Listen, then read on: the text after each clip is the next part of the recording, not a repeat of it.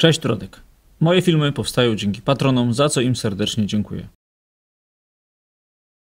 Partnerem kanału jest grupa Flying Atom, oferująca możliwość kupna i sprzedaży kryptowalut w kantorach stacjonarnych i bitomatach na terenie całego kraju. Prowadzimy również sprzedaż złota inwestycyjnego. Zapraszamy! Kilka dni temu ostatni fragment drogi ekspresowej S7 między Napierkami a Płońskiem został otwarty w pełnej szerokości 2 jezdni po 2 pasy ruchu.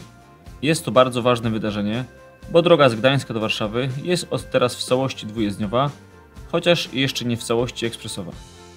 Wydana została też decyzja z RIT rozpoczynająca budowę S7 Płońsk-Czosnów. W filmie omówię drogę S7 ze szczególnym uwzględnieniem tych odcinków. Umowy na realizację 4 odcinków pomiędzy Napierkami a Płońskiem w trybie zaprojektuj i zbuduj zostały podpisane na przełomie 2017 i 2018 roku, a droga została otwarta częściowo pod koniec zeszłego roku, a częściowo w tym roku. Jest ona udostępniona na zasadzie przejezdności i prowadzone są jeszcze ostatnie prace. Oddany odcinek był ostatnim, na którym droga z Gdańska do Warszawy była dotąd wciąż jednojezdniowa. Średni dobowy ruch na starej DK7 wynosił od niecałych 14 tysięcy do niecałych 20 tysięcy pojazdów dziennie, więc przepustowość drogi jednojezdniowej, czyli umowne 15 tysięcy pojazdów, była tu już przekroczona o prawie 1/3. Wszyscy, którzy musieli korzystać z DK7, na pewno teraz odetchną, nie mówiąc o tych, którzy mieszkali przy tak ruchliwej drodze. Jest w tym wszystkim jednak również przysłowiowa łyżka dziękciu. Wybudowana droga na siłę trzyma się historycznego przebiegu DK7, przez co odgina się na zachód w kierunku 3000 Glinojecka, zaś szerokim łukiem omija 43-tysięczny Ciechanów. I jest to dla mnie zupełnie niezrozumiałe, dlaczego nie zdecydowano się na poprowadzenie S7 bliżej tego miasta. Tym bardziej, że gdyby S7 przebiegała mniej więcej w połowie drogi pomiędzy Glinojeckiem a Ciechanowem, to byłaby krótsza niż obecnie. Niestety obawiam się, że Ciechanów już na zawsze stracił szansę na drogę ekspresową w swoim sąsiedztwie.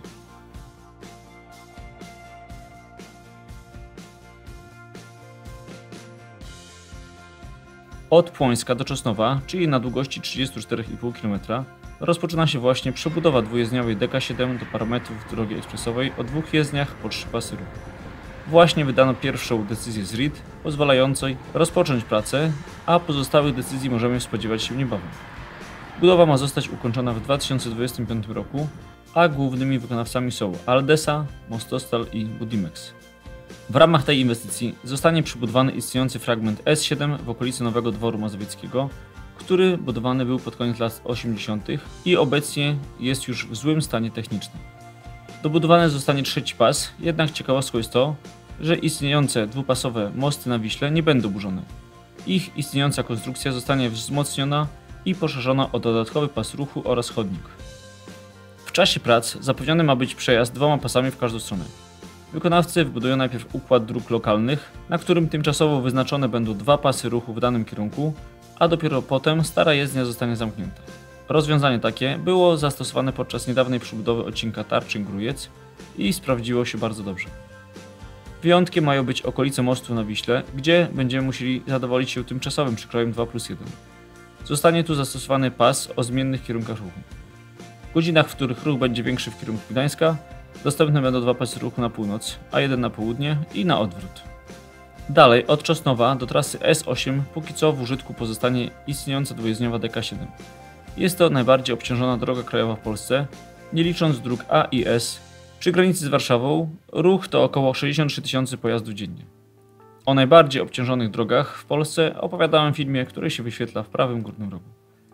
Droga S7 ma tu już decyzję środowiskową, jednak na odcinku Kiełpin-Warszawa niestety wpłynęły od niej odwołania do Wojewódzkiego Sądu Administracyjnego i obecnie czekamy na rozprawę. Nie potrafię powiedzieć, kiedy zacznie się budowa tego długo wyczekiwanego fragmentu.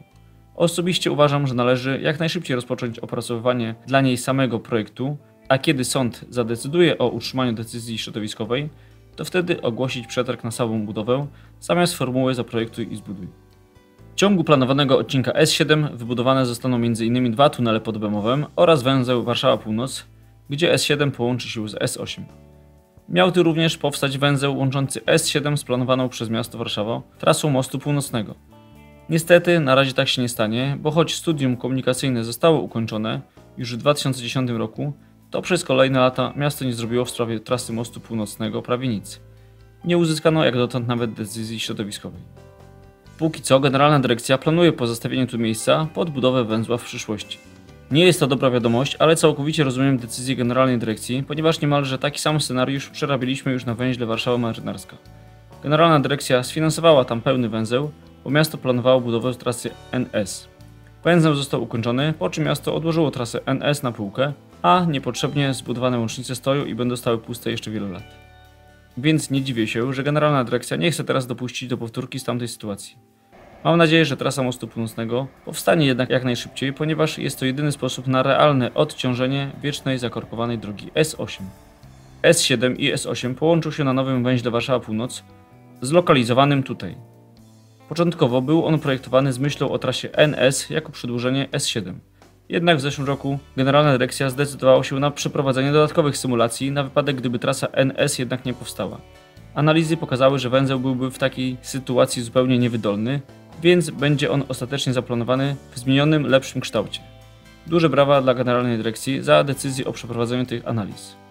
Nie jest jasne, kiedy ani w ogóle czy miasto Warszawa ostatecznie wybuduje trasę NS, więc jest absolutnie kluczowe, aby węzeł S7 z S8 powstał w formie, która zapewni przepustowość wszystkich relacji, nawet jeżeli ta droga nie powstanie nigdy. Omówię teraz przebieg drogi S7 od Gdyni do Warszawy. Docelowo S7 zacznie się na węźle Gdynia-Chylonia. Następnie jako S7 będzie oznaczony fragment obecnej S6. Pierwsze główne węzły drogowe to Gdynia-Wielki Kack oraz Gdynia-Chwaszczyno, gdzie S7 przetnie się z S6 w stronę Słupska. Od węzła Gdynia-Wielki Kack do węzła Gdynia-Chwaszczyno będzie to wspólny przebieg dróg S6 i S7. Od węzła Chwaszczyno S7 pobiegnie zupełnie nowym śladem po zachodniej stronie Trójmiasta. Droga ta będzie się nazywała obwodnicą metropolitalną, połączy węzeł Chwaszczyno z węzłem Gdańsk Południe. Otwarcie ma nastąpić w roku 2025, a długość tej drogi to 32,5 km. Jej północną część realizuje firma Budimex, a południową Mirbud. Kolejny duży węzeł to właśnie Gdańsk Południe, gdzie S7 ponownie połączy się z S6 w stronę Gdańska oraz z S6 i później A1 w stronę Torunia, Bydgoszczy i Łodzi. Tutaj muszę powiedzieć coś od siebie. Uważam, że od tego właśnie momentu powinna rozpoczynać się autostrada A1, bo obecnie rozpoczyna się w takim dość dziwnym miejscu. Węzeł Gdańsk Południe już od dłuższego czasu jest zupełnie niewydolny, z tego samego powodu co niemal wszystkie pozostałe niewydolne węzły w Polsce, czyli z powodu jednopasowych łącznic na głównych relacjach. Na szczęście Generalna Dyrekcja zdecydowała się o jego gruntownej przebudowie przy okazji budowy obwodnicy metropolitalnej i wszystkie kluczowe łącznice staną się dwupasowe. Od węzła Gdańsk Południe S7 jest już wybudowana na długości 284,5 km i prowadzi przez Elbląg, Ostrudę, Olsztynek, Mławę do węzła Płońsk-Siedlin.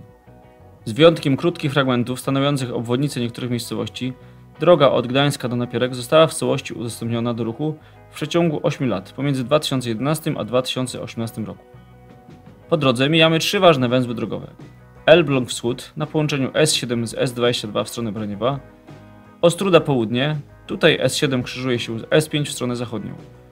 W przyszłości, lecz nie wiadomo kiedy, właśnie w tym miejscu swój początek będzie miała S5, która przez Grudziądz, Bydgoszcz i Poznań dojdzie do Wrocławia. Kolejny duży węzeł to Olsztynek Zachód. Tutaj od S7 odchodzi droga ekspresowa S51 w stronę Olsztyna. Następny duży węzeł jest dopiero planowany. Będzie to połączenie S7 z S50, czyli północną obwodnicą Warszawy. Węzeł ma się znajdować mniej więcej w okolicy Płońska. Pomiędzy Płońskiem a Warszawą dostępna jest droga dwujezdniowa, o której przebudowie opowiedziałem szczegółowo we wcześniejszej części filmu. W granicach miasta Warszawy droga S7 poprowadzona jest wspólnym śladem najpierw z drogą S8, a później dodatkowo z drogą S2. Po drodze mijamy kolejny duży węzeł Konotopa, gdzie S7 i S8 łączą się z autostradą A2, która prowadzi na zachód, i z drogą ekspresową S2, która prowadzi na wschód. Następny jest słynny węzeł Opacz, gdzie codziennie tysiące aut stoi w korku. Dalej S7 będzie prowadzić prosto i odłączy się od S2 na węźle Warszawa Lotnisko. Więcej w filmie, który wyświetla się w prawym górnym rogu. Jeśli jeszcze go nie widzieliście, zapraszam Was do kontynuowania wirtualnej podróży drogą S7 z Warszawy do Krakowa. Wzdłuż omawianego odcinka S7 znajduje się obecnie 15 par mopów, czyli łącznie 30. Są tutaj mopy kategorii pierwszej, gdzie jest tylko parking i toaleta. Są mopy kategorii drugiej, gdzie dodatkowo są stacje paliw oraz restauracje. Oraz jest też kilka mopów kategorii trzeciej, gdzie oprócz stacji paliw i restauracji jest także motel. Pomiędzy Gdańskiem a Warszawą na długości 331 km średnio parkingi wypadają co 22 km. Jest to wartość niższa niż ta, o której mówią przepisy, w myśl których mopy powinny być co 15-20 km. Patrząc jednak na mapę, widać po prostu, że sporo mopów jeszcze nie ma. Jest pozostawiona rezerwa i z biegiem lat mopy w tych miejscach powstaną. Film tradycyjnie pomagali mi robić Krzysiek oraz Igor, za co im serdecznie dziękuję. Natomiast materiały dostałem od osób, które wyświetlają się na znaku drogowym.